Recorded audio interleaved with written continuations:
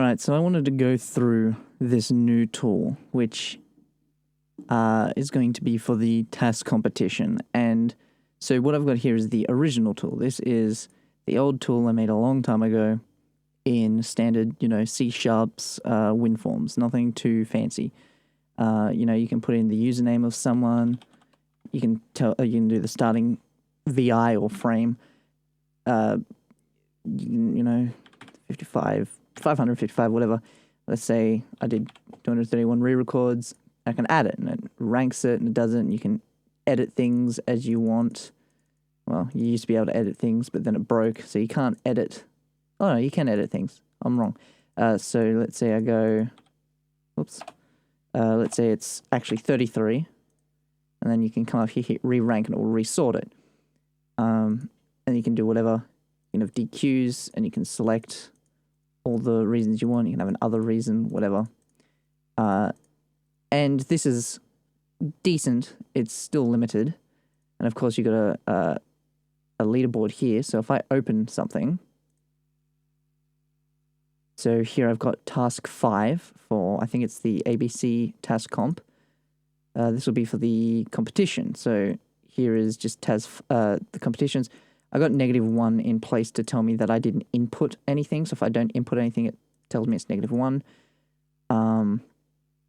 And same for re-records. And you've got the reason here, the reason for disqualification here, so on and so forth. So this is a basic idea. And then you can also open point leaderboards, which here's the current scoreboard for the ABC TASComp, I believe. I think this is a little glitchy, and I think there's 2 names in here. Yeah, so you've got Eva Sonch here and Eva Sonch here with an underscore. I haven't added any. I've got a few plans in mind to eliminate these kinds of issues just with new UI overhaul.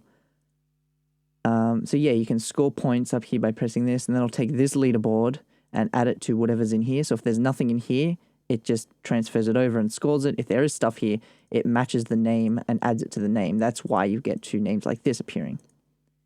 So it's got some other things as well, like you can export for Discord. So let's say this is the results. Bam, there's the results, so on and so forth. I did start working on graphing just using the built-in tools in C Sharp.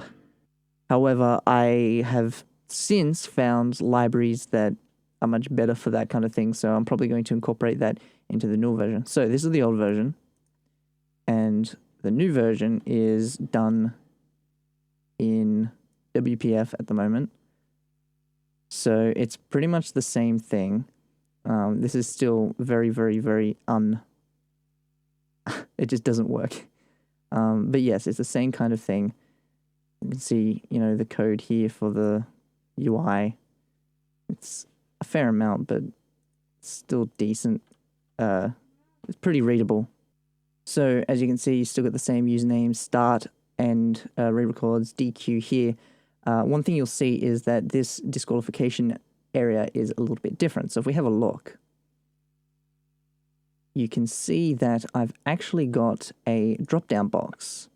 And the reason being is because previously it had hard-coded examples of disqualification. Now, let's say over time someone starts a new competition and there's some kind of issue that doesn't exist or didn't exist, or maybe between competitions there's different things that people prefer. So for example, in the ABC competition, the most common error that people make is by pressing the A button, whereas in the main TASComp or the speed TASComp, it might be, not achieving the task or some other thing like that. So in theory, I could have a configuration file or a setting in the tool, and I could have some kind of user-defined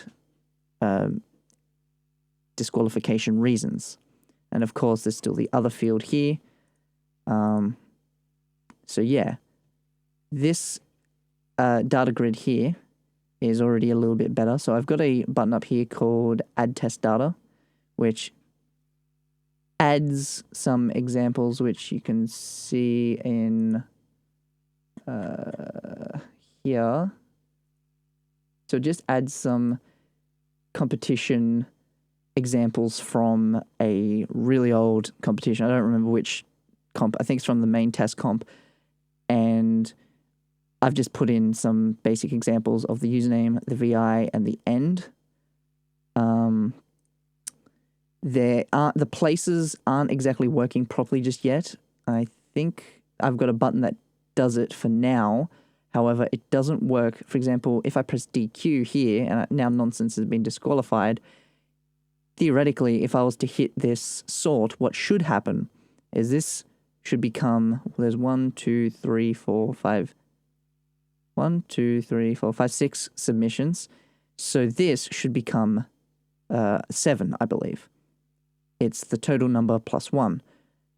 But if I sort it, it doesn't do anything, and for some reason it's not saving that. There we go. I don't think that's just saved. There's a bit of an error where if you untick that, it doesn't exactly commit until you click off of it. I think you've actually got to click off of that person. Yeah, so you've actually got to click onto a new row for it to commit. I've got to add some code to identify once that changes to update that information.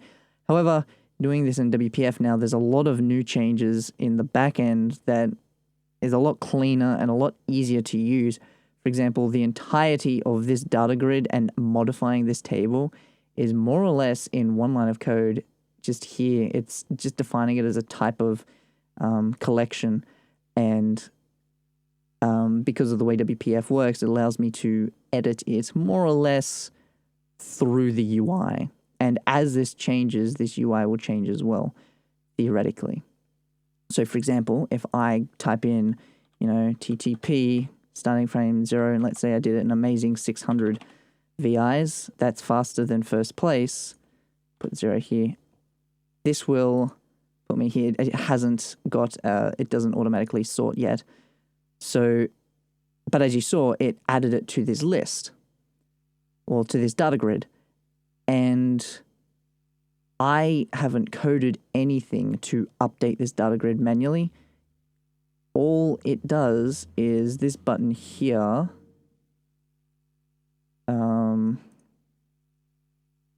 This button here, I haven't really error handled it at all at the moment, but all it does is it makes a new item to add to the list.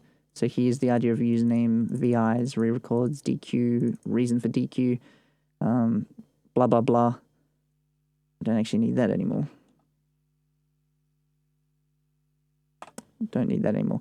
And then all it does is add it to this competitors object, which is this thing up here, which is what I said the data grid uses. So all it does is add it to this list, and the UI updates automatically on its own. So I do have a few other things planned as well, just to make the UI much, much neater. So in the past, in these data grids, when I had a DQ, so for example, I said it would become 7th place, what would happen is it would just go straight to the bottom.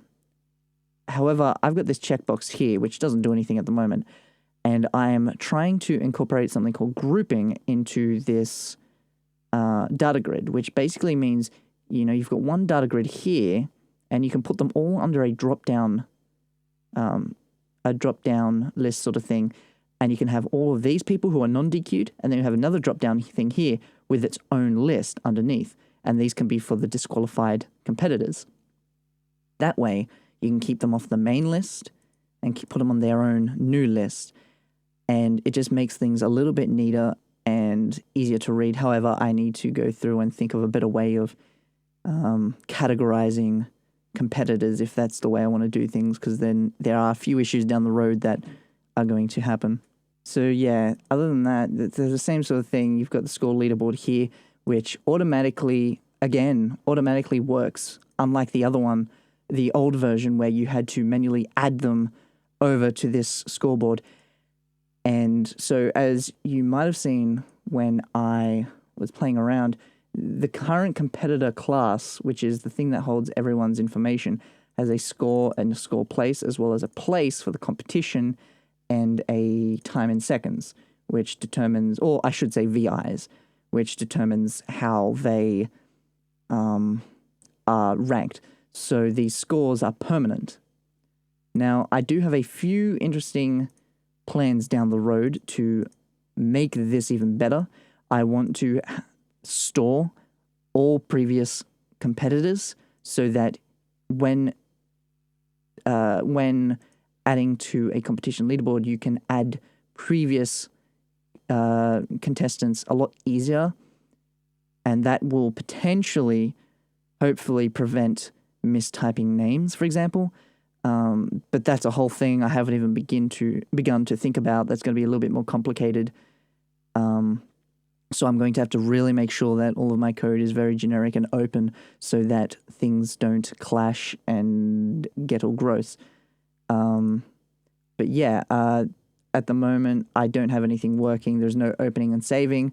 Although that being said, the old version of the tool exported both the competition leaderboard and score leaderboard individually.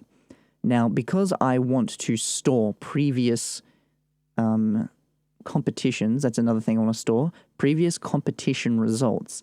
Now, I'm not sure how I'm going to store that in a person's class, in a competitor's class, as you just saw the class. I'm not sure how I'm going to store that in there, if I'm going to do something else. But that is an idea I've been thinking about.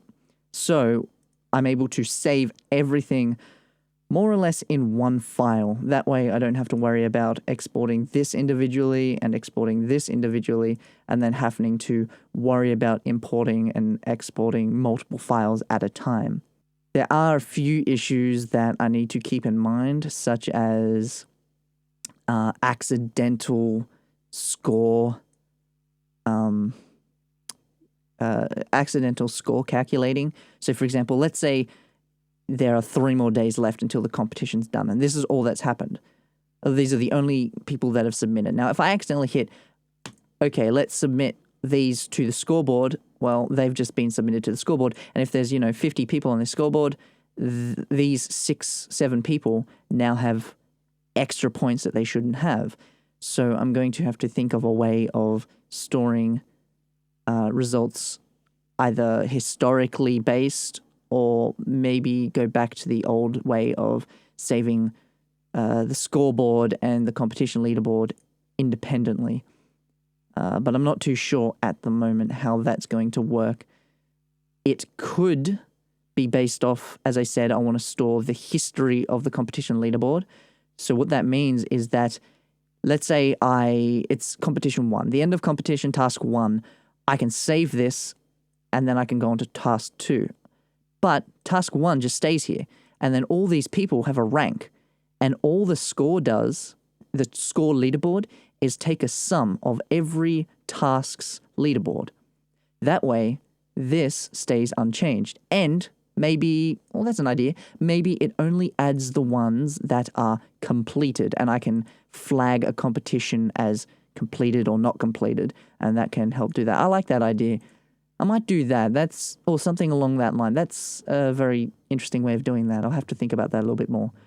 But yeah, this is a lot cleaner to the old way of doing things. As you can see, I've got more, I've got, little icons to make things look a little bit prettier. The whole thing is just a lot better. I need to make this toolbar down here actually do something. At the moment, it doesn't. But yeah, like even things like this, putting checkboxes in combo boxes, you can't do in Windows Forms. And I like the idea of hiding unimportant stuff that you don't necessarily need, because this DQ isn't here a lot. You don't use it a lot. In the bigger competitions, they might use it anywhere between 0 to 5 times. So it's really, out of 30 people, for example, it's not a big pool of people to need to worry about this, looking at this all the time. Whereas, I closed it. So whereas the old version, it's just always there, and it's just either grayed out like this, or it's available when you check the DQ box. So yeah, I have quite a few things planned. However, that being said, the more things that are planned, the more difficult it gets. And at the moment, even dealing with just this data grid is a little bit of a problematic issue. Even just sorting things appropriately or whatnot, it's a little bit difficult.